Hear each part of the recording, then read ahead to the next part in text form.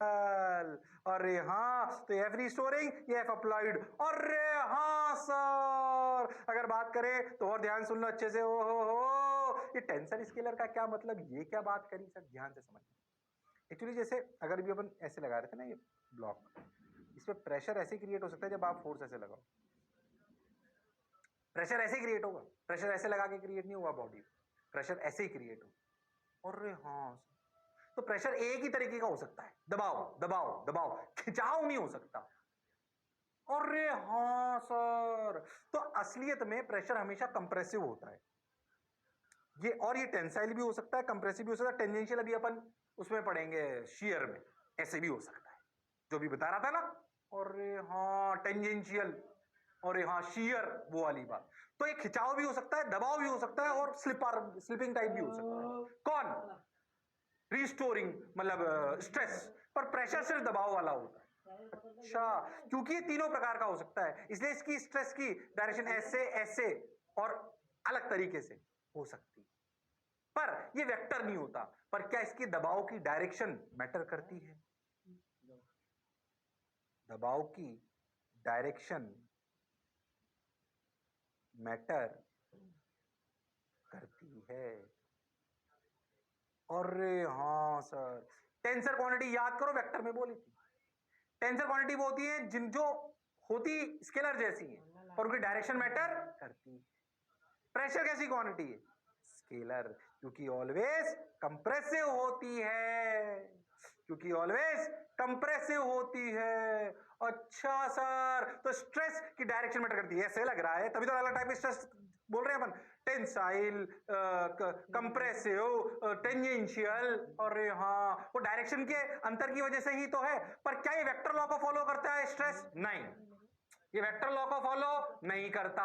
मतलब इसकी direction matter करती है कि स्ट्रेस कैसे लगा तो बॉडी कैसे फैलेगी, पर ये वेक्टर लॉ को फॉलो नहीं करता।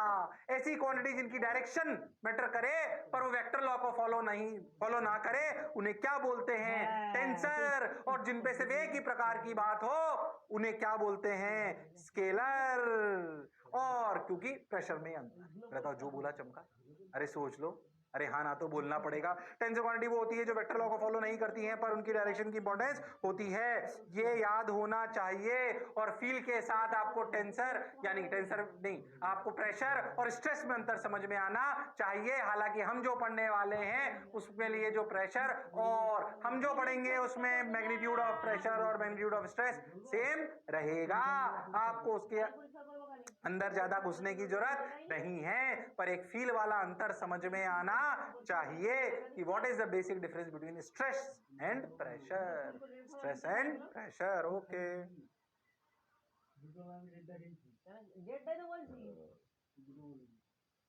Got your point sir? बात समझ आई सर? अच्छा लग रहा है सर? अब क्या करें सर? आगे बढ़ो, बढ़ते चलो, चलते चलो, फिरते फिरो, आओ। हाँ सर, स्ट्रेस समझा सर मैं, अभी लॉन्गिट्यूडनल स्ट्रेस ही समझे हो तुम, और स्ट्रेस का अंतर मैंने प्रेशर से समझा भी दिया, अभी से लॉन्गिट्यूडनल स्ट्रेस समझे हो।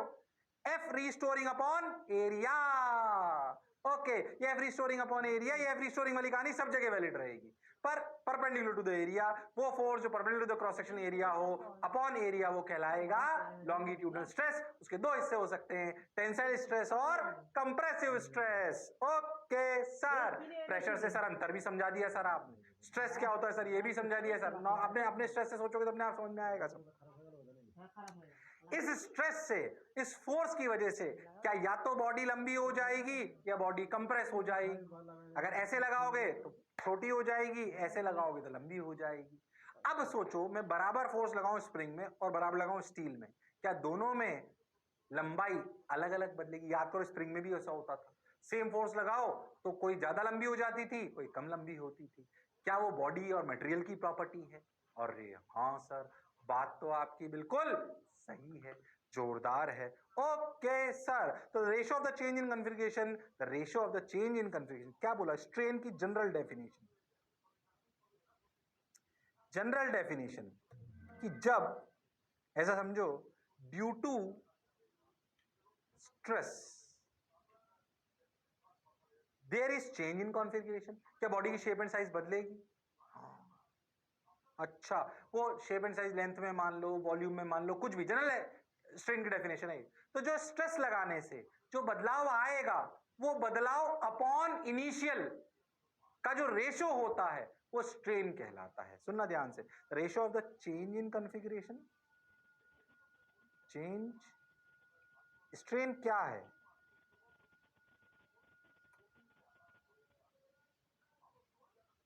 बदलाव in shape upon original shape.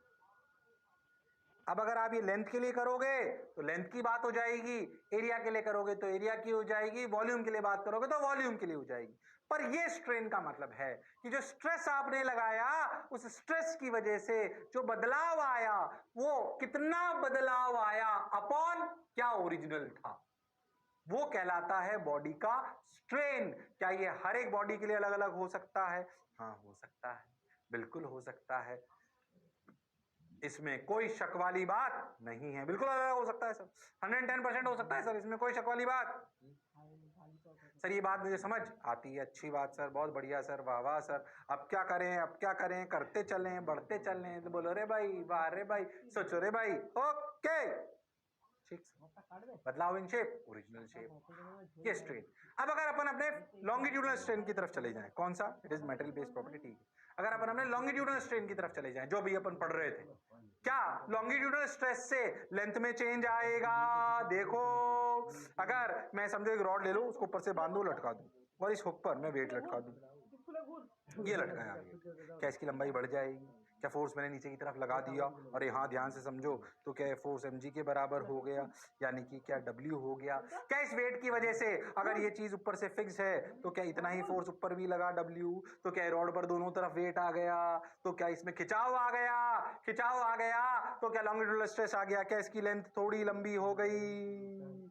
और हाँ सर, तो प्रीडोमिनेंटली इसकी लेंथ में बदलाव आया, मान लो कि लेंथ में बदलाव आया डेल्टा एल, तो बदलाव क्या आया? डेल्टा एल, और इनिशियल क्या था? एल, तो ऐसे E L, L longitudinal represent कर रहा है, ठीक है, ये कहलाएगा लॉन्गिट्यूडनल स्ट्रेन। क्या कहलाएगा? ये पहले भी बता चुका हूं मैं, ये पहले बता चुका हूं मैं, ये क्या कहलाएगा? Longitudinal strain. Longitudinal stress majorly corresponds to what? It majorly corresponds to change in length, change in length. Final N plus L delta L plus delta L minus delta L, फालतू की बात, ध्यान समझो तुम तो। Delta L by L is known as strain, is known as strain.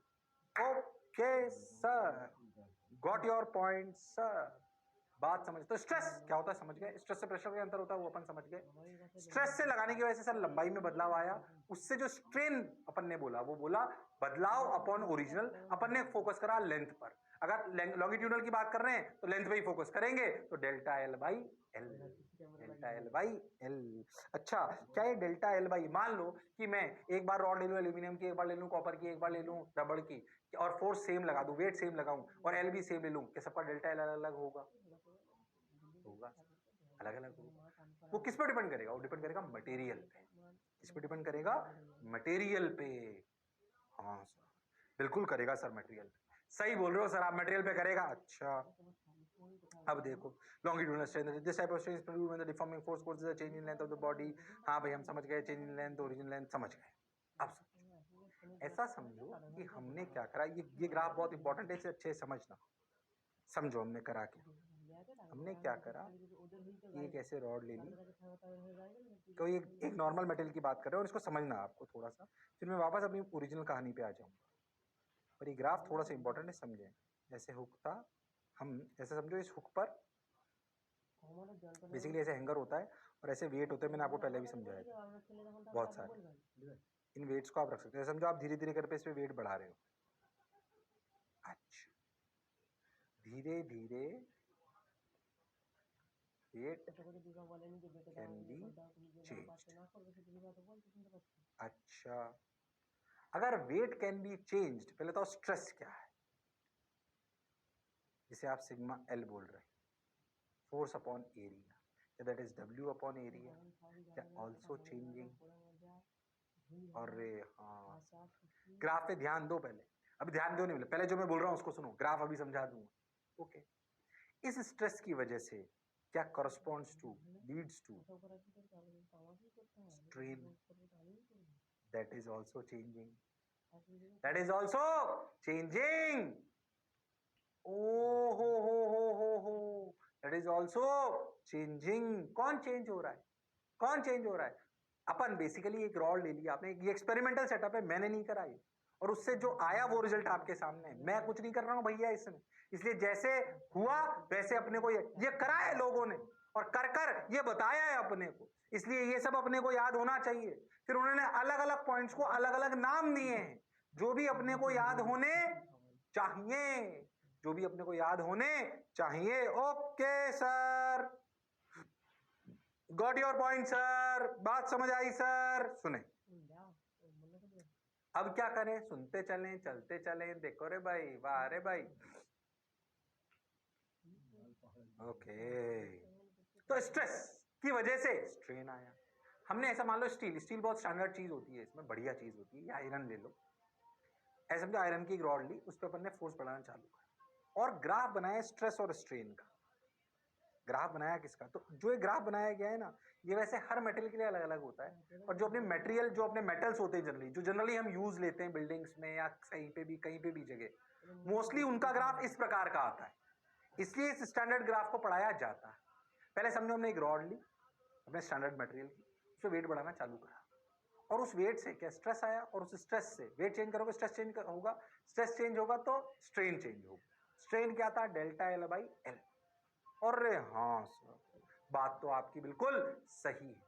तो stress change से जो स्ट्रेन में चेंज आया उसको प्लॉट करा ग्राफ ऐसे। हम स्ट्रेस बढ़ाते गए तो स्ट्रेन बढ़ता गया, हमने स्ट्रेस बढ़ाया स्ट्रेन बढ़ा, देखो स्ट्रेस बढ़ाया स्ट्रेन बढ़ा, स्ट्रेस बढ़ाया स्ट्रेन बढ़ा, स्ट्रेस बढ़ाया स्ट्रेन बढ़ा, स्ट्रेस। अच्छा, यहां से लेकर यहां तक हमने क्या देखा कि भाई stress is directly proportional to strain. हो, मतलब ये स्ट्रेट लाइन है। ये हमने ऑब्जर्व करा, मैंने नहीं करा, मैंने कोई अपनी थ्योरी नहीं बनाई है। याद रखें कि ए पॉइंट तक ग्राफ बिल्कुल स्ट्रेट लाइन चला, मतलब स्ट्रेस और स्ट्रेन डायरेक्टली प्रोपोर्शनल है, मतलब उनमें स्ट्रेट लाइन है। ओ हो, सही बताऊं तो हमारा चैप्टर ओ से ए में ही खत्म हो जाएगा, यही हमारी इलास्टिक लिमिट कहलाएगी, और यहीं पे अपन पढ़ेंगे जिसे अपन हुक्स लॉ के नाम से जानेंगे। हमें इतना ही पढ़ना है बस, ओ से ए, क्योंकि हम जो भी चीज पढ़ेंगे वो मानेंगे कि ओ से ए के बीच में लाई कर रही है, पर हम आगे का थोड़ा सा पढ़ ले। ओ से ए तक बढ़िया चलता रहा, हमने फिर फोर्स बढ़ाया। अब हमने देखा कि फोर्स बढ़ाया तो स्ट्रेन बढ़ा, और थोड़ा सा ज्यादा बढ़ा, अब स्ट्रेट लाइन नहीं रहा, यह स्ट्रेट लाइन नहीं है। फिर मैं कह रहा हूं जैसे मुझे याद है, याद होना चाहिए, ए से बी पहुंच गए। ओ हो, अब इनके नामकरण सुन देखिए, ए से बी तक पहुंच गए। यहां तक खास बात क्या थी समझ, हमने ना बीच में कुछ एक्सपेरिमेंट भी करे। क्या करे, सुने ध्यान से। हमने क्या करा, ऐसा समझो कि मैं क्या करता था ना, ऐसे करता था एक्सपेरिमेंट को। कैसे? मैंने ऐसे समझो कि ना क्या करता था, समझना अच्छे से। मैंने ऐसा करा कि मैंने ऐसे वेट लटकाया, ऐसे रॉड ली और उस पर वेट लटकाया, ठीक, लटकाया, अच्छा लगा। ऐसा समझो कि हमने 1 किलो का वो रखा वेट, ठीक, आधा किलो के होते हैं वैसे, 100 ग्राम के भी ले सकते हो जैसे आप ले लो। ऐसा समझो अपने 100 ग्राम का लिया, 100 ग्राम का रखा, फिर वो थोड़ा सा लंबा हुआ, फिर डेल्टा एल मेजर कर लिया, अच्छा लगा। फिर वही 100 ग्राम हटा के देखा, तो क्या वापस वो अपनी जगह पे चला जाना चाहिए? चला गया। हम बहुत खुश, अरे हाँ, यानी कि ये बॉडी बिल्कुल इलास्टिक की तरह एक्ट कर रही है। फोर्स लगाया, खिंच गई, हटाया, वापस वहीं चली गई। अरे हाँ, ऐसा होता रहा कहां तक? ए तक। लगाया हटाया, लगाया हटाया, हटाया तो वापस वहीं, लगाया हटाया, हटाया तो वापस वहीं, ए तक ऐसा होता रहा। ए के बाद स्ट्रेस और स्ट्रेन अब प्रोपोर्शनल नहीं रहे, डायरेक्टली प्रोपोर्शनल नहीं आए, क्योंकि अब स्ट्रेट लाइन नहीं है ए से बी में। पर ये हुआ यहां पर, stress is not directly proportional to strain, but body regains its original position. ओ हो। अरे पक्का, अरे सोच लो। अरे हाँ सर, ए तक तो स्ट्रेस और स्ट्रेन स्ट्रेट लाइन ही थे, ए से बी तक में स्ट्रेट लाइन नहीं थे, पर ये बात वैलिड थी कि वेट हटाओ, सॉरी लगाओ और हटाओ तो बॉडी अपनी शेप रिगेन कर लेगी। यस सर, बात समझ आई। मतलब बी तक, ऐसा सिर्फ बी तक होता, उसके बाद क्या होता अभी बात करेंगे। यानी कि बी तक, यानी कि बी तक, ओ हो, यानी कि बी तक बॉडी अपनी, वो बी बी वेट तक, बी स्ट्रेस तक, आप ऐसा समझो बी स्ट्रेस तक अपनी बॉडी अपनी शेप वापस रिगेन कर लेती है। मतलब ये कहलाता है इलास्टिक रीजन। देखिए लिखा हुआ इलास्टिक रीजन। अरे हाँ सर, ओ हो, अभी नामकरण आ रहे हैं, इनको रटना पड़ेगा, ध्यान से समझना। हो, ए से बी, ओ से A straight line proportional to stress strain, ए से B shape is regained but stress is not proportional to strain. ये बात समझना। अरे हाँ, यहां से लेकर यहां तक कहलाता है इलास्टिक रीजन। ओ हो, अरे वाह सर। तो जो बी पर स्ट्रेस होता है ना, stress eight B,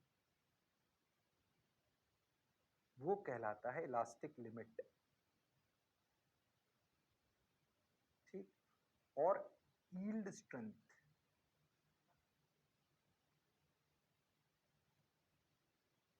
elastic limit और यील्ड स्ट्रेंथ, डरना मत नाम से, क्या कहलाता है, यील्ड स्ट्रेंथ या फिर इलास्टिक लिमिट, जो आपको बोलो।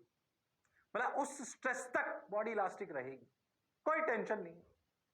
आप हटा दो स्ट्रेस, वापस अपने आप ऊपर चली जाएगी, जैसे छोड़ा था वैसे। अच्छा, अब तू समझ, बी पॉइंट आ गया, बी के बाद बी पॉइंट आ गया। अब समझ, बी के बाद तू 100 ग्राम और लगा, और 100 ग्राम लगाएगा तो स्ट्रेन बढ़ेगा, बढ़ा, बिल्कुल ठीक।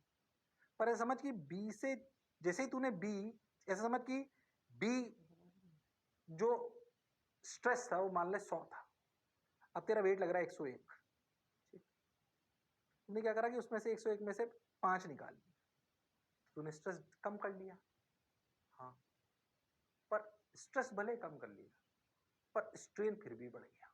थोड़ा ही कम करा, पूरा नहीं हटाया, थोड़ा सा स्ट्रेस कम किया बी के बाद, थोड़ा सा। पर हमने देखा कि प्रैक्टिकली स्ट्रेन कम होना चाहिए, पर ऐसा नहीं हुआ। देख, स्ट्रेस घटाया फिर भी स्ट्रेन आगे निकल गया सी तक। सी कहलाता है lower yield point. Lower yield point मतलब कि आपने स्ट्रेस घटा दिया तब भी स्ट्रेन बढ़ता रहा। ऐसा नहीं पूरा घटाते जाओगे तो नहीं घटेगा, फिर घटना चालू हो जाएगा, पर अब घटेगा पहले थोड़ी देर तक। अच्छा, तो कहलाता है लोअर यील्ड पॉइंट। बी क्या है, अपर यील्ड पॉइंट।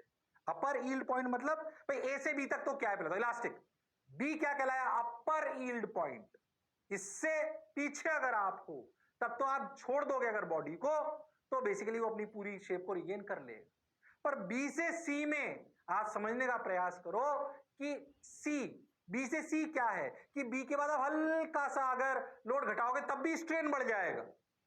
अरे हाँ, स्ट्रेस घटा दिए तब भी, तो वो जो कितने स्ट्रेस घटाने तक स्ट्रेन बढ़ता रहेगा वो कहलाएगी लोअर यील्ड पॉइंट। नहीं चमका। मान लो कि बी पर, मान लो कि सी पॉइंट पर जो ये जो वैल्यू थी, ऐसा समझो कि ये, कंफ्यूज मत होना एकदम, बिल्कुल अच्छे ध्यान समझना जो मैं कहना चाह रहा हूं।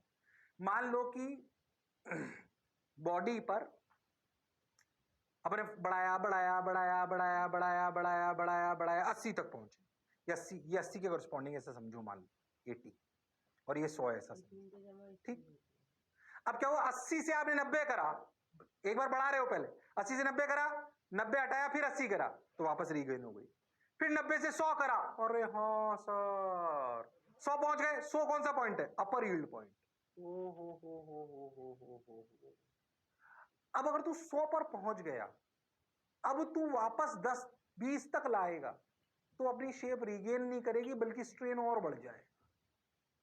ओ हो। तो बी वो पॉइंट है जिसके बाद अगर आप वेट हटाते भी हो तो थोड़ा सा वेट हटाने तक तो आपका स्ट्रेन बढ़ता ही रहेगा। तो थोड़ा सा कितना हटाने तक, वो कौन सी लोअर वैल्यू है? जब तक स्ट्रेन बढ़ता ही रहेगा वो कहलाती है लोअर यील्ड पॉइंट।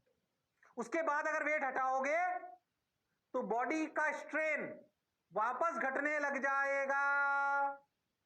पर अब स्ट्रेन, ध्यान समझना, अगर आप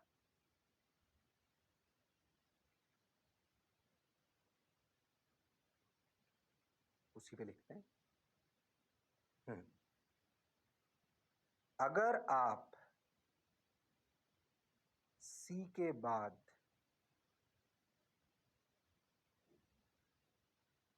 या समझो सी पर, ये यहां पर ऐसे कंफ्यूज मत हो ना, ऐसे है ना, ये सी, इस जगह से आप मान लीजिए आपने 100 तक ले आए थे, आप 100 क्या था अपना बी वाला पॉइंट, उससे आपने 90 करा तब भी स्ट्रेन बढ़ा, 80 करा तो भी स्ट्रेन बढ़ा। पर अब जब 80 से 70 करोगे तो स्ट्रेन घटना चालू हो जाएगा। पर अब इस शेप को रिवाइज नहीं करेगा, वो कुछ वापस ऐसे आ जाएगा। मतलब बॉडी, कंफ्यूज मत होना, देखना, मतलब बॉडी कुछ स्ट्रेन रिमेनिंग रह जाएगा। अरे हाँ सर, ओ हो। अच्छा, ऐसा पूरा डी तक होगा, मतलब बी से डी, बी से डी यील्डिंग अकर्स। समझ में आएगा? यील्डिंग मतलब क्या? Upper yield point, lower yield point, मतलब स्ट्रेस घटाने पर भी स्ट्रेन बढ़ता रहा, पर एक लिमिट पे स्ट्रेस घटाने के बाद फिर नहीं बढ़ा, एक लिमिट तक ही घटा, मतलब बढ़ा। बी से सी वो रीजन है जब स्ट्रेस घटाया फिर भी स्ट्रेन बढ़ा, चीज टूटी नहीं। अच्छा, अब सी से डी जब अपन चले तो सी से डी में बहुत कम स्ट्रेस चेंज करा, वापस स्ट्रेस बढ़ाना चालू करा अपन 80 से बाद फिर से, तो स्ट्रेस बढ़ा पर ज्यादा नहीं बढ़ा, पर स्ट्रेन बहुत बढ़ गया। देख यहां से यहां तक पहुंच गया, देख, अरे हाँ। और इस सी से डी रीजन में, इस सी से डी रीजन में आप अगर कोई भी चीज का स्ट्रेस हटाते जाओगे तो कुछ रेजिडुअल स्ट्रेन बच जाएगा, मतलब वापस अपनी, मतलब बेसिकली अगर आप ध्यान समझो तो बी से लेकर डी तक में बॉडी अब इलास्टिक नहीं है, ये पार्शियली इलास्टिक है। अगर बी से डी सोचो तो पार्शियली इलास्टिक, और हाँ वापस ओरिजिनल शेप पे नहीं आ पाएगी बी के बाद। बी से सी अलग चीज है, कंफ्यूज मत होना। बी से डी में क्या बोल रहा हूं, बॉडी पूरी अपनी शेप रिगेन नहीं कर पाएगी। बी से डी वो जगह थी, सॉरी बी से सी वो जगह थी जहां पर स्ट्रेस घटाने पर भी स्ट्रेन बढ़ गया था। अरे हाँ, इसलिए उसे बी को बोलते हैं अपर यील्ड और सी को क्या बोलते हैं, lower yield. Okay sir, stress eight elastic limit और यील्ड स्ट्रेस वो अपने समझ में आ गया, ये कहलाई पार्शियल इलास्टिक। अच्छा, अब डी कौन सा स्ट्रेस है? डी भाई वो स्ट्रेस है कि इससे ज्यादा अगर आपने लगा दिया, ये है ब्रेकिंग स्ट्रेस। डी क्या है ब्रेकिंग स्ट्रेस और अल्टीमेट ब्रेकिंग पॉइंट। मतलब इस, मान लीजिए किसी की ब्रेकिंग स्ट्रेंथ है 500, ठीक, 500 पे पहुंच के अब आपने 500 लगा दिया, अब वो टूटने लगे, आपने बोला अरे नहीं कोई बात नहीं, कम कर देता हूं, 480 कर दो, 470 कर दो, 450 कर दो, कुछ नहीं, वो आके टूटेगा ही सही, फिर कुछ नहीं हो सकता। एक बार आप ब्रेकिंग स्ट्रेस पे पहुंच गए, फिर भले आप स्ट्रेस कम भी कर दो, ये कम कर दिया, पर वो टूटेगा, टूट जाएगा। और ई पॉइंट पर, ई स्ट्रेस पर वो अपने आप को घटा, भले आप घटा भी दो, खुद के अंदर का स्ट्रेस कम करता जाएगा, कम करेगा और टूट जाएगा। जिस जगह वो टूट जाएगा वो कहलाएगा फ्रैक्चर और रप्चर पॉइंट। फ्रैक्चर और रप्चर पॉइंट। क्या कुछ कुछ बात समझ आई? सिर्फ ग्राफ में समझने की जरूरत है, बहुत ज्यादा डिटेल में जाने की जरूरत नहीं है। आपका रीजन सिर्फ ओ से ए होगा, जो हुक्स लॉ कहलाएगा। मैंने फील कराने के लिए पूरा समझाया है आपको। तो किसी भी मटेरियल पर अगर ऐसे स्टडी करी जाए तो ऐसे उसका ग्राफ आता है, ओ से ए से बी, ओ से ए में स्ट्रेस और स्ट्रेन बराबर है और इलास्टिक है। ए से बी में स्ट्रेस और स्ट्रेन प्रोपोर्शनल हो ऐसा जरूरी नहीं है। और हाँ सर, और पर वो इलास्टिक जरूर है, मतलब वापस अपने आप को कर लेगा। बी से सी वो जगह है जब अगर आप स्ट्रेस घटा भी दो तब भी स्ट्रेन बढ़ता रहता है। तो जो लोअर लिमिट आ जाती है स्ट्रेस की, जहां तक वो बढ़ता रहता है, वो कहलाता है लोअर यील्ड पॉइंट। और जहां से ऐसा प्रोसीजर चालू हुआ था वो कहलाता है अपर यील्ड पॉइंट। उसके लेफ्ट तक अपन इलास्टिक होते हैं, बी से लेकर डी तक पूरे अपन प्लास्टिक होते हैं, मतलब पार्शली प्लास्टिक होते हैं। अगर अपना स्ट्रेस हटा भी दिया जाए तब भी अपने अंदर कुछ ना कुछ अपनी शेप में गड़बड़ रही ही जाएगी, रेजिडुअल स्ट्रेन रही ही जाएगा और वो पार्शियल इलास्टिक कहलाएगा। और डी पॉइंट वो है जितनी स्ट्रेस तक अगर आपने लगा दिया तो फिर अब इसका टूटना तय है। भले आप स्ट्रेस कम भी कर दो, आप कम करना चालू कर दो तो ई वो पॉइंट होगा जहां पर वो टूट जाए। डी के बाद टूटेगा तो सही, डी के बाद टूटेगा तो सही, अपने आप सब होता जाएगा। पहले तो जो मैं बोला क्या चमका? अरे सोच लो, अरे हाँ ना तो बोलना पड़ेगा, अरे गारंटीड। हाँ सर, बात तो आपकी बिल्कुल सही है। समझ आया सर? सही लग रहा है सर? एक ही पेज पे मैंने बहुत सारी चीजें बोली हैं, याद रखना थोड़ा सा। Okay sir, got your point sir. कहानी समझ भी आई, अच्छी भी लगी, मजा भी आया। किताबों से समझ नहीं आता, इसको फील करना पड़ेगा। जो बोला चमका, अरे हाँ ना बोलो। हाँ सर, आगे चलो। अब मैंने आपको बोला हमारे लिए सिर्फ ये वाला है, जब जो ओ से ए का रीजन है उसको हुक्स लॉ कहते हैं। क्या कहते हैं? Hooke's law. वहां पे स्ट्रेस बराबर क्या होता है? Stress is directly proportional to strain. अरे हाँ, स्ट्रेट लाइन। ओके, यानी कि क्या? स्ट्रेस अपॉन स्ट्रेन किसी भी मटेरियल के लिए क्या एक कांस्टेंट क्वांटिटी है? अरे हाँ सर, कैसी क्वांटिटी है? एक कांस्टेंट क्वांटिटी है। ठीक है सर, ये जो कांस्टेंट क्वांटिटी है, यही कांस्टेंट क्वांटिटी क्या कहलाता है? Young's modulus. क्या कहलाता है? यंग्स मॉडुलस, यानी कि मॉडुलस ऑफ इलास्टिसिटी। और मॉडुलस ऑफ इलास्टिसिटी, और हम जो लॉन्गिट्यूडनल स्ट्रेस पढ़ रहे हैं उसके लिए इसको क्या लिखेंगे? ये वाली बात, यंग्स मॉडुलस जो अपन पढ़ रहे हैं वो क्या है? Longitudinal stress upon longitudinal strain. ओहो, कंफ्यूज मत होना, किसी भी बॉडी के लिए अपने जनरल बात बोली। तो जो कांस्टेंट होता है स्ट्रेस अपॉन स्ट्रेन का, उसे ही क्या बोलते हैं? मॉडुलस ऑफ इलास्टिसिटी, क्योंकि वो मटेरियल पे डिपेंड करता है। बोलो क्लियर है? मॉडुलस ऑफ इलास्टिसिटी जो अभी हम पढ़ रहे हैं वो कौन सा स्ट्रेस है? लॉन्गिट्यूडनल। तो longitudinal stress upon longitudinal strain कहलाता है मॉडुलस ऑफ इलास्टिसिटी, और इस मॉडुलस ऑफ इलास्टिसिटी को नाम दिया गया है यंग्स मॉडुलस। क्या नाम दिया गया है? Young's modulus. अरे हाँ ना तो बोलना पड़ेगा, क्या नाम दिया गया है? Young's modulus. ओके सर, उतार लो फटाफट। हुक्स लॉ क्या है भैया? ओ से ये रीजन वाला, इलास्टिक वाला, जब स्ट्रेन स्ट्रेस के बराबर होता है, स्ट्रेन अपॉन स्ट्रेस एक कांस्टेंट क्वांटिटी होती है, उसे मॉडुलस ऑफ इलास्टिसिटी कहते हैं। हम अभी लॉन्गिट्यूडनल स्ट्रेस और स्ट्रेन पढ़ रहे हैं, इसलिए उसे बोलेंगे यंग्स मॉडुलस।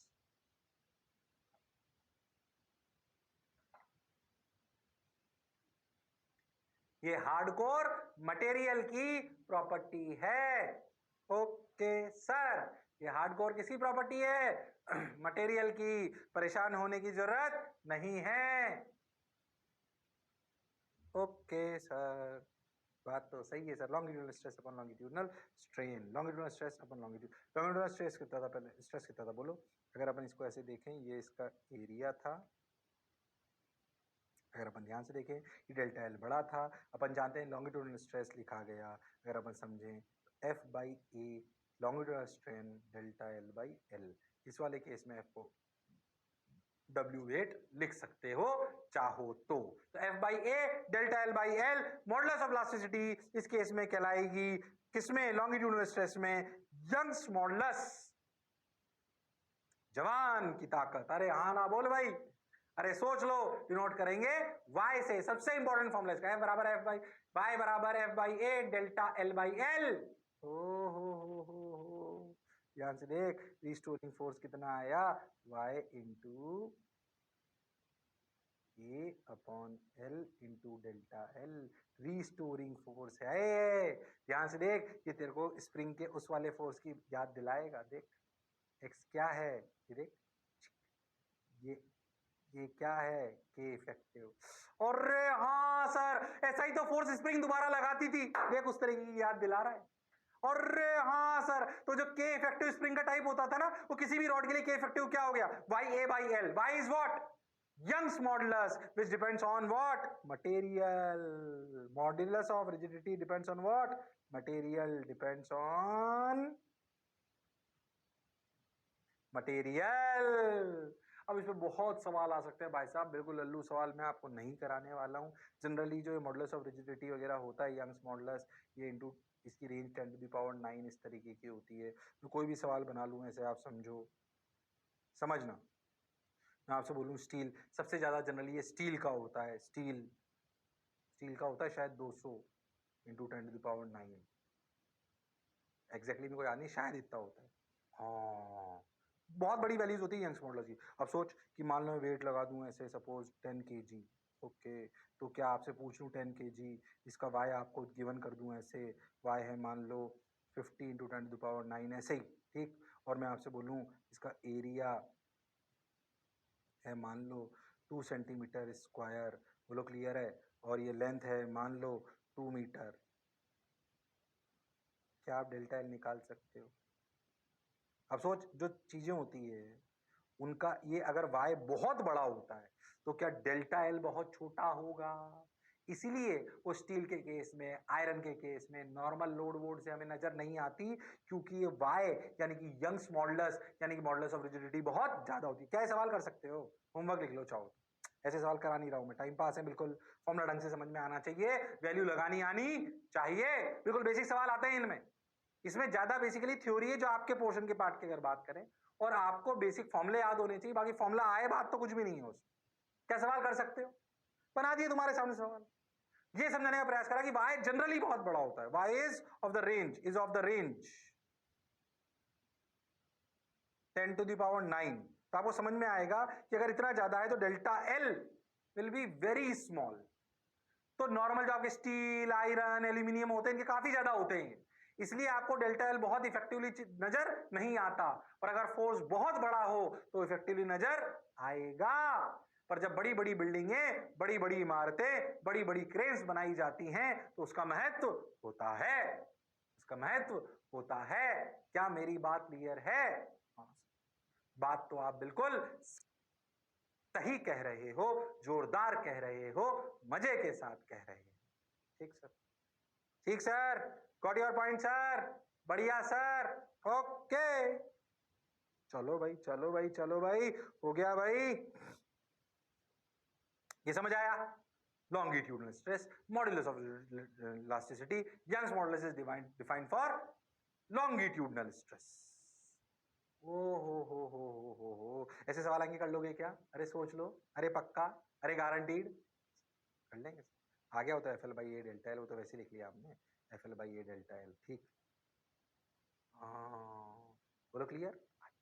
अच्छा मैं ना तुम्हें एक और चीज बताता हूँ अच्छी सी, देखो ध्यान से, अलग उस ग्राफ से पीछे देख,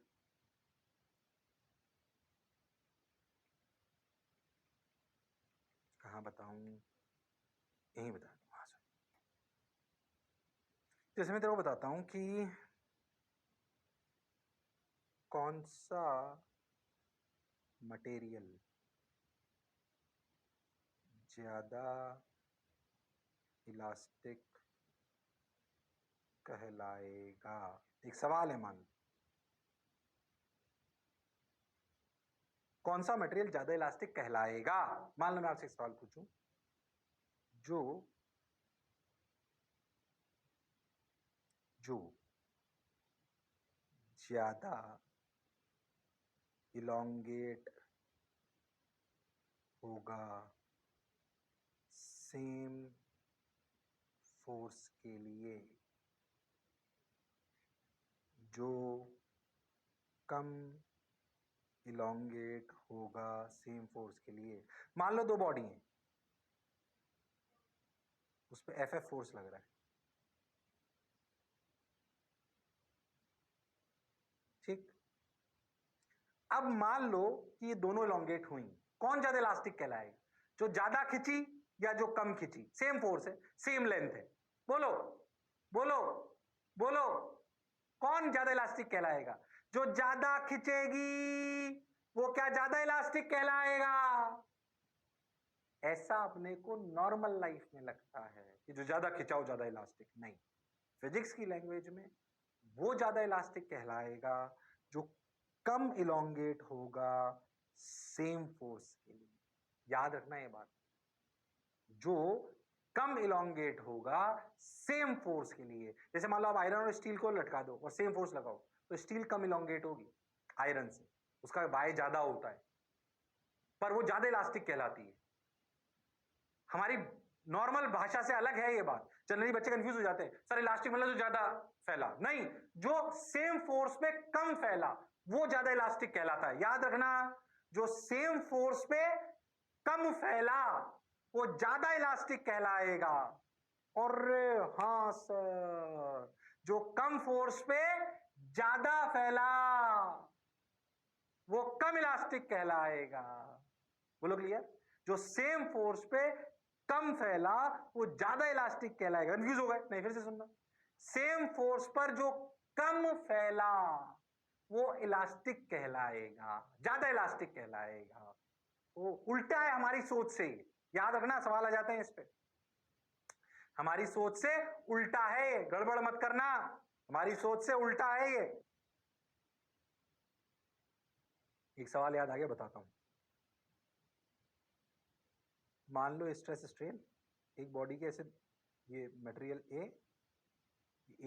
मटेरियल, ये बी मटेरियल, उसके स्ट्रेस और स्ट्रेन के ऐसे ग्राफ हैं, ठीक। इलास्टिक रीजन में है, बस बताओ कौन ज्यादा इलास्टिक है? बताओ कौन ज्यादा इलास्टिक है? Which is more elastic?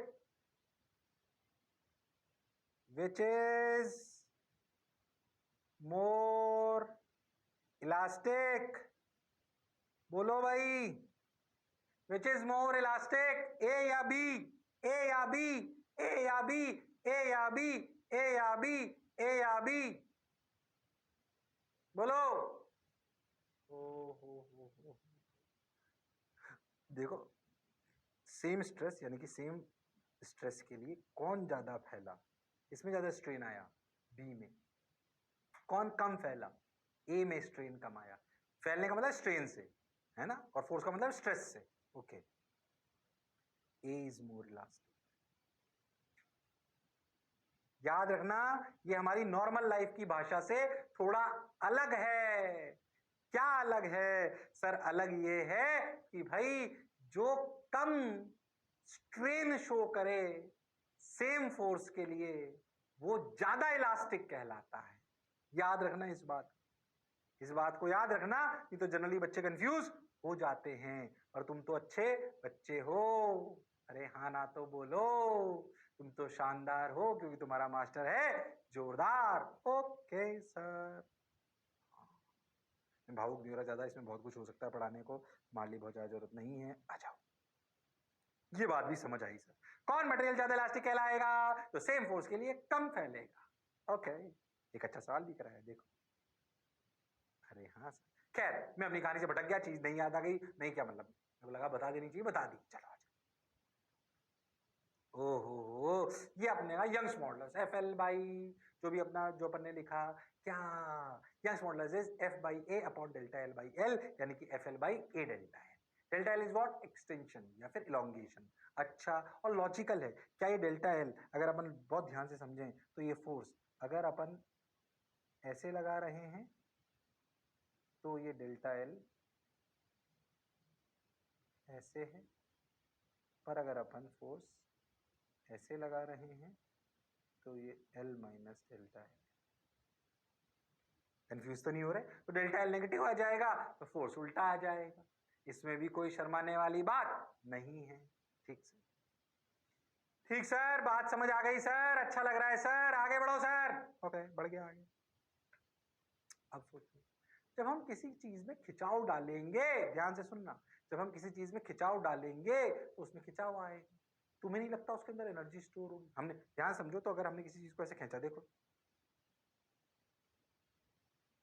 इधर भी खींचा, इधर भी खींचा, क्या इन फोर्सेस ने इधर फोर्स लगा तो इधर इलोंगेट हुआ, इधर फोर्स लगा तो इधर इलोंगेट हुआ, क्या इन दोनों फोर्सेस ने कार्य करा? क्या उस कार्य का कुछ हिस्सा मेरे अंदर भी स्टोर हो जाएगा? और हाँ, so there will be some energy. क्या if suppose we will stretch, if we'll apply force on both sides of the rod, क्या these forces will work? Yes.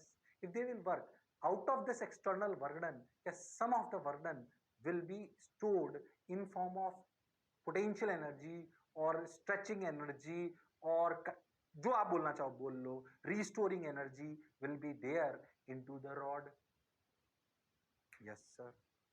बात आपकी बिल्कुल सही है, जोरदार है, मजेदार है। अब क्या करें? हाँ सर, कुछ तो एनर्जी स्टोर होगी, वो एनर्जी पूछी गई।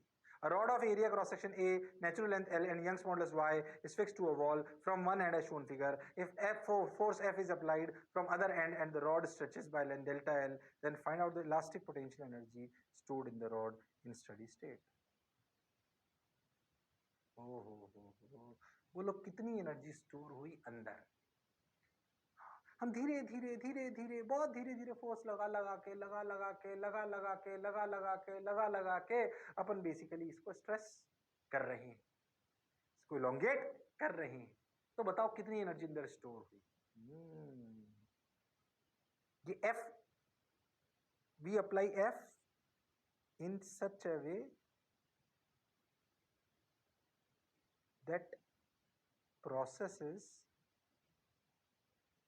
slowly, ये ध्यान में रखें, processes slowly, बहुत धीरे धीरे धीरे धीरे धीरे धीरे अपन ये काम कर रहे हैं। अब सोचो, अब इसको ध्यान सुनना प्रूफ को, हालांकि तुम्हें फॉर्मूला याद रखने हैं। So we are trying to calculate the energy which is stored when the body is elongated.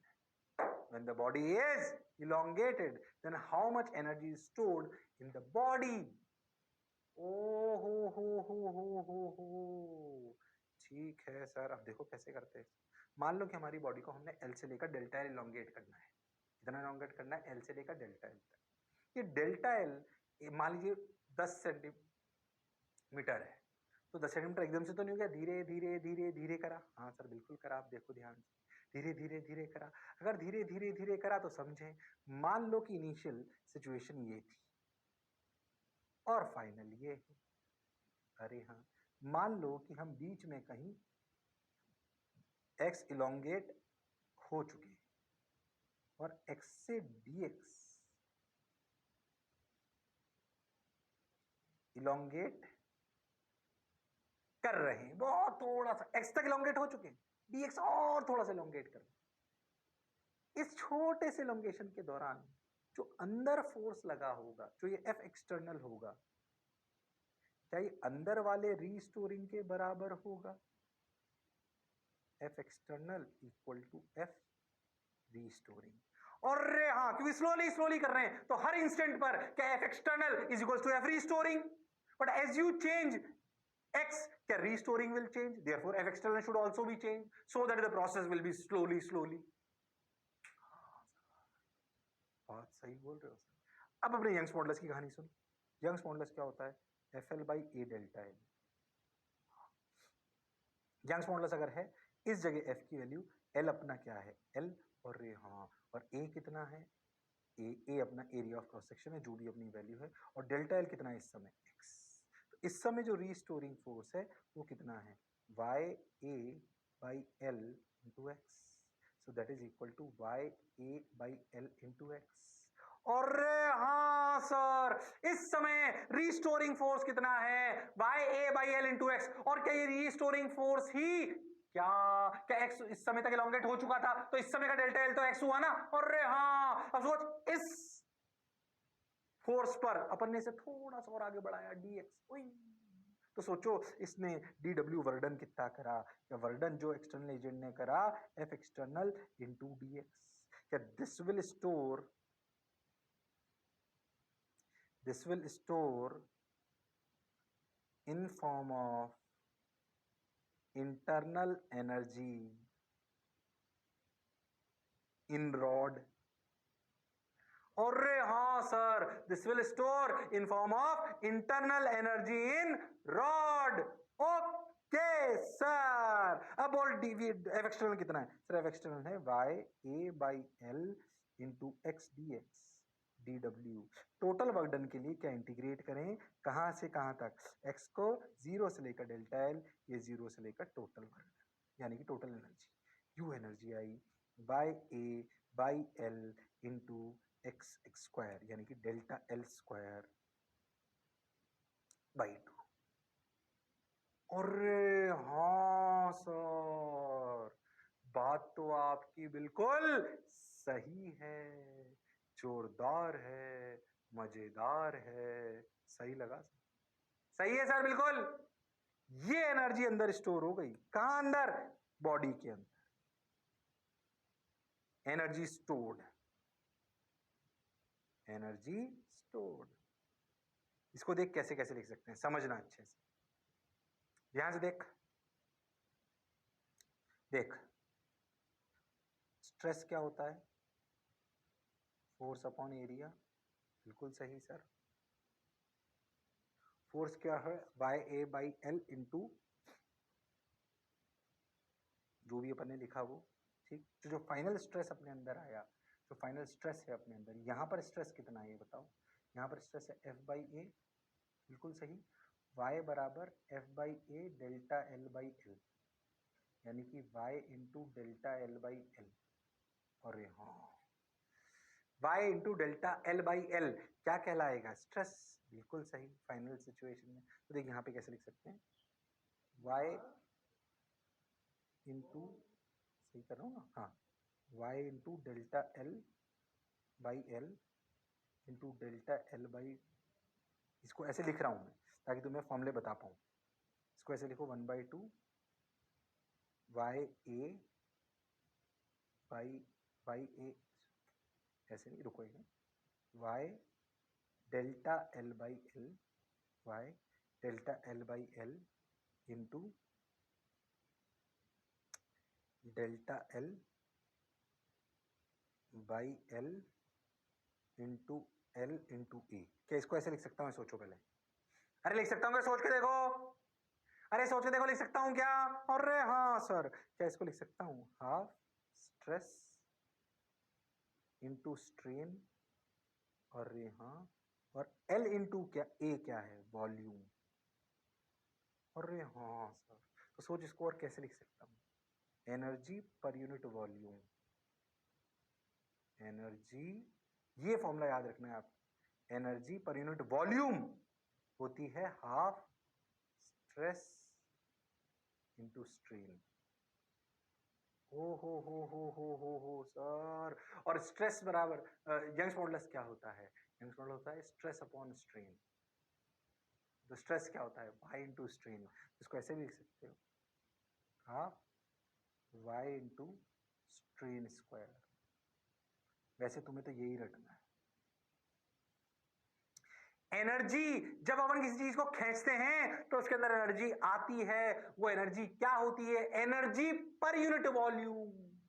Energy per unit volume का फॉर्मूला आया हाफ। ये प्रूफ तो फील के लिए था, प्रूफ तो फील के लिए था, फॉर्मूला याद होना चाहिए। जब किसी चीज को खींचोगे, प्रूफ नहीं भी आया कोई परेशान मत हो। हालांकि ठीक है, मैंने फील कराई है आपको अच्छे से समझाने के लिए, पर याद रखो कि जब आपने इसको एलोंगेट करा तो half stress into strain is the energy stored per unit volume, is the energy stored per unit volume.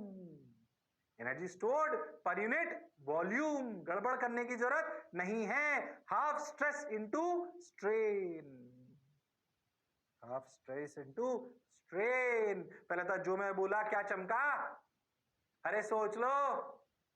अरे गारंटीड। हाँ sir, half stress into strain. सही लग रहा है सर, बढ़िया लग रहा है सर, बिल्कुल यही याद रखना है आपको। प्रूफ तो फील के लिए कराया है। तो अगर किसी भी बॉडी में अगर आप एक्सटर्नल फोर्स लगाकर उसको डेल्टा एल एलोंगेट कर लेते हो तो उसके अंदर कितनी एनर्जी स्टोर हो जाती है per unit volume? Half stress into strain. कोई आपसे टोटल एनर्जी पूछ ले तो half stress into strain into volume multiply कर दो, आंसर आ जाएगा। अपन तो energy stored per unit volume निकाल ली अपन ने, हाफ स्ट्रेस इंटू स्ट्रेन, ये रख लो। अरे हाँ सर, बात तो आपकी बिल्कुल सही है, जोरदार है, मजेदार है। बोलो क्लियर? अरे पक्का? अरे गारंटीड? हाँ सर। सही लग रहा है सर? अच्छा लग रहा है सर? बढ़िया लग रहा है सर? अब क्या करें? ये फॉर्मूला याद रखेंगे, हाफ स्ट्रेस इनटू स्ट्रेन। फॉर्मूले पढ़ लिए भैया, यंग्स मॉडुलस बराबर F by A delta L by L. एक और पढ़ लिया, energy per unit volume is half stress into strain. फॉर्मूले याद होने चाहिए। फॉर्मूले याद होंगे, सवाल अपने आप हो जाएंगे। प्रूफ तो फील के लिए करा रहा हूँ, प्रूफ नहीं भी याद होंगे कोई फर्क नहीं पड़ता इतना, ये तो फील के लिए बताया कि अच्छा ऐसा हो रहा है। बाकी प्रैक्टिकली तो आपको फॉर्मूले याद होने चाहिए। फिर कह रहा हूं ज्यादा मत कूदना इसमें अंदर, पहले ही मैं ज्यादा पढ़ा रहा हूं, कम नहीं पढ़ा रहा। बोलो क्लियर? अरे पक्का? हाँ सर। हाँ सर, सही लग रहा है सर? चलो आ गया, half Y into strain square into volume या हाफ स्ट्रेस इंटू स्ट्रेन, जो आपको अच्छा लगे वैसे लिख लो, मुझे उसमें कोई तकलीफ नहीं है। हाफ स्ट्रेस इंटू स्ट्रेन, रात को 2 बजे भी एनर्जी पर यूनिट वॉल्यूम से एनर्जी डेंसिटी भी बोल देते हैं, कंफ्यूज मत होना। Energy per unit volume, energy density आप ऐसे इलेक्ट्रिक फील्ड में भी पढ़ोगे, मैग्नेटिक फील्ड में भी पढ़ोगे, जब आप इलेक्ट्रिक फील्ड मैग्नेटिक फील्ड पढ़ेंगे। बोलो क्लियर? अच्छा, चलो या भी तो याद करो, हाफ स्ट्रेस इनटू स्ट्रेन। ओ हो। बोलो क्लियर? हाँ, क्यों ऐसे करके बताया आपको, हाफ के इनटू स्ट्रेन स्क्वायर। याद करो, स्ट्रेन वो डेल्टा एल वाला था। अच्छा, ठीक हो गया। A wire of area of cross section A natural length L is fixed at one end. If the block of mass M is hung from the other end and the wire is stretched by delta L, then find out the work done by gravity and the elastic potential energy stored in the wire in this form. सोच के देखो कि अगर मैं यहाँ पे W मास M लटका दूं ऐसे, तो बताओ ये mg कितना वर्क करेगा इस पे। एक चीज सिखाने के लिए सवाल कर रहा हूँ, mg कितना वर्क करेगा इस पे। मान लीजिए डेल्टा एल लॉन्गेट हो गई ऐसे, m वेट लगाया और ये ऐसे लॉन्गेट हो गई, ये डेल्टा एल। हो सोचो mg ने कितना वर्क डन करा, वर्क डन बाई mg। कुछ सिखाना चाहता हूँ, ध्यान समझना। क्या वर्क डन बाई mg हुआ, mg इंटू डेल्टा एल। जबकि स्टोर्ड एनर्जी कितनी हुई, स्टोर्ड एनर्जी कंफ्यूज मत होना, स्टोर्ड एनर्जी होती है sir half stress, sir stress हुआ mg by A into strain sir delta L by L, sir volume sir A into L. चक चक चक चक, mg डेल्टा एल बाई 2। ओ हो, सोचो जो एक्सटर्नल, जो ग्रेविटी ने कार्य करा ना, उसका आधा ही अंदर स्टोर हुआ। ये सिखाने वाला था ये सवाल। तो आधा कहाँ गया? प्रैक्टिकली जब आप ऐसे कांस्टेंट फोर्स लगाकर इलोंगेट करते हो तो आधी एनर्जी ही स्टोर होती है अंदर। आधी हो सकता है हीट में चली जाए, कोई फ्रिक्शन में चली जाए, किसी और चीज में चली जाए, पर आधी ही स्टोर कर पाते हैं अपन अगर एक कांस्टेंट फोर्स लगाकर अगर अपन इलोंगेट करेंगे। देख, कंफ्यूज हो तो ना, जो पूरा एक्सटर्नल ने वर्क करा वो पूरा का पूरा, क्योंकि अपने कांस्टेंट फोर्स लगाया। जब मैंने प्रूफ करा था तो कांस्टेंट नहीं लगाया था, मैंने हमेशा ऐसा फोर्स लगाया था जो हमेशा रिस्टोरिंग के बराबर था। कंफ्यूज मत हो ना। अभी हमने कांस्टेंट फोर्स लगाकर इसको लॉन्गेट कर लिया, अगर कर लिया तो इसका मतलब कुछ लॉस हुआ। कितना लॉस हुआ? आधा, और आधा ही स्टोर हुआ। अरे हाँ सर, खैर सवाल तो, आंसर तो निकाल ही लिया होगा, उसको फील करना आवश्यक है, उसको समझना आवश्यक है। अच्छा सर, बात तो आप बिल्कुल सही कह रहे हो, जोरदार कह रहे हो, मजे के साथ कह रहे हो। ठीक सर, बहुत बढ़िया सर, मजा आया सर, वाह वाह सर, अच्छी बात। एग्जाम्पल हो गया क्या? ये अपनी कहानी किसकी चल रही थी? आंसर आ गया तो ठीक है, समझ आ गया हमें, mga delta L mg delta L by 2। Half energy कहाँ गई? लॉसेस में चली गई। अब एक और रेशो बताता हूं, ध्यान से समझना, इसे कहते हैं पॉइजन रेशो, सिग्मा। ओ हो सिग्मा, सिग्मा से हालांकि अपन स्ट्रेस को भी डिपेंड करते हैं, पर नॉर्मली पॉइजन रेशो को सिग्मा से दोनों करते हैं। हालांकि बताऊं इसके नोटेशन हर किताब में अलग अलग मिलेंगे, मैं जनरली वो नोटेशन ले रहा हूं जो मोस्ट ऑफ द किताबों में है, पर आपको नोटेशन अलग अलग किताब में अलग अलग मिल सकते हैं, इसलिए गड़बड़ मत होना। कहीं जी लिख देंगे, कहीं ईटा लिख देंगे, कंफ्यूज नहीं होना है बिल्कुल, है ना। खैर, आप लॉजिकली सोचो कि अगर आप, कोई ब्रॉड है ऐसे, ऐसे कोई रॉड है, अगर इसको ऐसे एफ एफ से खींचते हो ऐसे, तो इलोंगेट होती है, बिल्कुल होती है सर। इलोंगेट होने पर प्रैक्टिकली इसका रेडियस भी घट जाता है।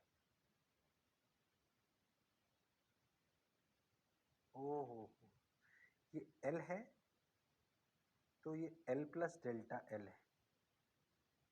पर प्रैक्टिकली जब आप ऐसे फोर्स लगाते हो, जब आप लॉन्गिट्यूडनल स्ट्रेस लगाते हो, तो हमने एक बात नहीं करी, पर लॉन्गिट्यूडनल स्ट्रेस में आपका टेंसाइल और कंप्रेसिव दो थे।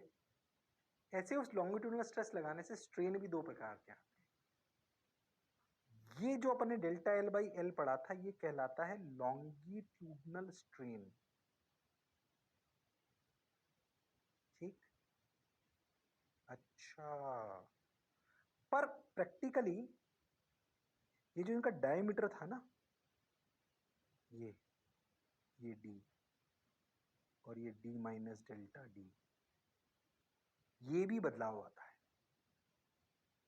ओ हो। इस लॉन्गिट्यूडनल स्ट्रेस की वजह से क्या डी में भी चेंज आता है, डायमीटर में? ओ हो।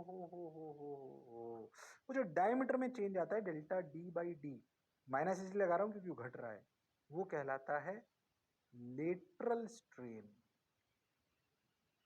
याद रखने वाली बात है। वो क्या कहलाता है? Lateral strain. When you apply force, length changes, but at the same time diameter also changes. So एक बात याद रखनी है कि when you apply longitudinal stress,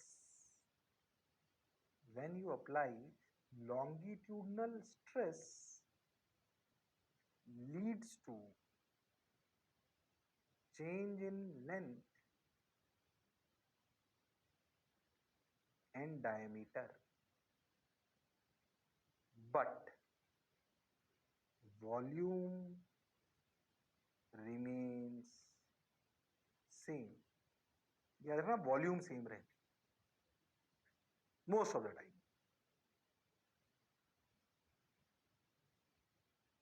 पर अपने को तो डेल्टा डी से मतलब है, तो जो डेल्टा डी बाई डी, जो डी में बदलाव आता है, उसका जो स्ट्रेन कहलाता है वो कहता है lateral strain.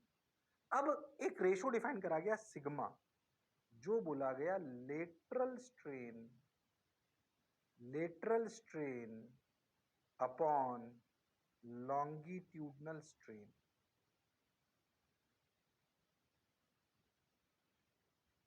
Different for every material. ये भी मटेरियल की प्रॉपर्टी कि ये रेशो कितना होगा, ये भी मटेरियल की प्रॉपर्टी होती है। ये कहलाता है पॉइजन्स रेशो, जहरीला जुगाड़। अरे हाँ ना बोल भाई, ओ हो, जहर, पॉइजन्स रेशो। पॉइजन कोई जहर से नहीं आया है, वो साइंटिस्ट के नाम पर है। अच्छा सर, कौन सा रेशो? Poisons ratio. क्या मेरी बात क्लियर है?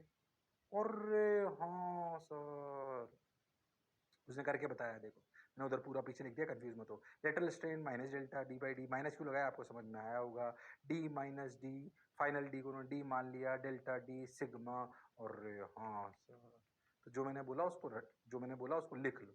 ये कहलाता है पॉइजन्स रेशो। क्या कहलाता है? Poisson's ratio. ये भी मटेरियल पर डिपेंड करता है। Sigma Y, sigma stress strain. फॉर्मूले और टर्मिनोलॉजी याद होगी अगर तो सवाल हो जाएंगे। फॉर्मूले और टर्मिनोलॉजी अगर याद होगी तो सभी सवाल हो जाएंगे, गड़बड़ करने की जरूरत नहीं है। क्या मेरी बात क्लियर है? और हाँ सर, तो ये पूरी कहानी थी लॉन्गिट्यूडनल स्ट्रेस की। उसमें देख पॉइजन्स रेशो भी आ गया, उसमें देखो स्ट्रेस भी पढ़ लिया, स्ट्रेन भी पढ़ लिया, बहुत सारी छोटी छोटी चीजें अपन ने पढ़ डाली। इसलिए पूरी कहानी पॉइजन्स रेशो तक याद होनी चाहिए। What is Poisson's ratio? Lateral strain upon longitudinal strain, delta D by D upon delta L by L. ठीक सर। हो तो सिग्मा को चाहो तो ऐसे लिख लो, delta D by D upon delta L by L. Minus वाइनस छोड़ो, मैं उसके लिए परेशान नहीं कर रहा। बोलो क्लियर है क्या? अरे बोलो क्लियर है क्या? अरे पक्का? अरे सोच लो। अरे गारंटीड? हाँ सर। ठीक सर, बहुत बढ़िया, बात समझ आई, अच्छा लग रहा है। ये अपनी पूरी कहानी किसकी थी? लॉन्गिट्यूडनल स्ट्रेस की। अब अपन कौन सी कहानी पढ़ेंगे? अब अपन पढ़ेंगे कौन सी कहानी? ये हो गया, ये हो गया, ये हो गया। अब अपन पढ़ेंगे शियर स्ट्रेस। क्या पढ़ेंगे? Shear stress. ओके सर, क्या पढ़ेंगे अब? Shear stress. टाइम हो गया है मेरे हिसाब से, और हाँ सर टाइम हो गया है। अगले टर्न पर पढ़ेंगे अपन शियर स्ट्रेस। खत्म कर देंगे अगले टर्न पे, आधे घंटे में इसको करीब करीब। फिर अपन चालू कर देंगे थर्मल एक्सपेंशन। ओ हो, इसलिए कह रहा हूँ इस चैप्टर में पढ़ने को आप पूरे साल भर भी पढ़ सकते हो। जितना मैं बोल रहा हूँ वो ज्यादा ही है, कम नहीं है। जैसे जो मैं बोल रहा हूँ वैसे फॉर्मूले और वैसे कॉन्सेप्ट आपको याद होने चाहिए। आज बहुत सारे फॉर्मूले दिए, याद रखना। अगले टर्न पे भी आएंगे, याद रखना पड़ेगा आपको। अपने आप सवाल हो जाएंगे फॉर्मूला बेस्ड। कुछ प्रूफ करा रहा हूँ, वो भी फील के लिए करा रहा हूँ, कुछ नहीं भी कराऊंगा। क्या मेरी बात क्लियर है? अरे सोच लो, अरे पक्का। तो अगले टर्न पे फिर मिलते हैं इसी जोश और जुनून के साथ। तब तक लड़ते रहिए और पढ़ते रहिए और मास्टर की बात सुनते रहिए। अरे पढ़ाई कर रहे हो कि नहीं कर रहे हो? अरे कर रहे हो कि नहीं कर रहे? भाई साहब बहुत मेहनत से पढ़ा रहा हूं, तुम लोग गड़बड़ मत करना। ईमानदारी से कह रहा हूं मैं तुम्हें, मजाक नहीं कर रहा हूं। बहुत मेहनत करके एक एक बात का ध्यान रख रहा हूं कि आपकी स्लाइड्स कैसे बननी चाहिए। बहुत मेहनत जाती है सब काम में। सही बोल रहा हूं मैं तुम्हें। नॉर्मल क्लास में पढ़ाने में इतनी मेहनत होती है, वो तो हमें सब याद है। बोलो क्लियर? इसमें बहुत मेहनत होती है, एक सीक्वेंस सेट होती है, और हर एक चीज कवर कर रहा हूं तुम्हारी, हर एक चीज, कुछ भी नहीं छोड़ रहा हूं। प्रयास कर रहा हूं कि तुम्हें कम समय में सबसे बेहतर चीज देके बताऊं। अरे हाँ कि ना? हाँ सर। किताबों में नहीं मिलेगा ऐसे ज्ञान इतना स्ट्रक्चर्ड, किसी भी किताब में, पक्का। इतने सालों के अनुभव के बात कह रहा हूं, ऐसा नहीं कि कोई ओवर कॉन्फिडेंट बात कह रहा हूं। मैं जानता हूं मैं क्या कह रहा हूं। बोलो क्लियर? अरे पक्का? अरे सोच लो। हाँ सर। तो पढ़ते रहिए और लड़ते रहिए और मास्टर की बात सुनते रहिए। चलो सी यू, सायोनारा, टेक केयर, बाय बाय।